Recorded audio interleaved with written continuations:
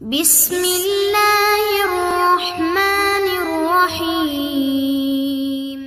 بسم اللہ الرحمن الرحیم۔ سورۃ الفلق کی عظمت و فضیلت۔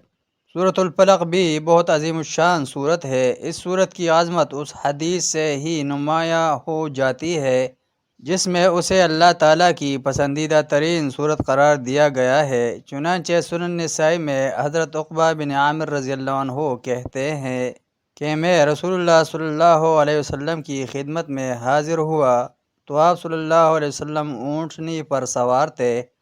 میں نے اپنا ہاتھ آپ صلی اللہ علیہ وسلم کے قدم مبارک پر رکھ دیا اور عرض کیا مجھے سورۃ ہود اور سورۃ یوسف پڑھائیں۔ پھر آپ صلی اللہ علیہ وسلم نے ارشاد فرمایا لن تقرأ شيئا ابلغ عند اللہ عز وجل من قل اعوذ برب الفلق۔ اللہ کے نزدیک سورۃ فلق سے بہتر کوئی سورت تم نہیں پڑھ سکتے۔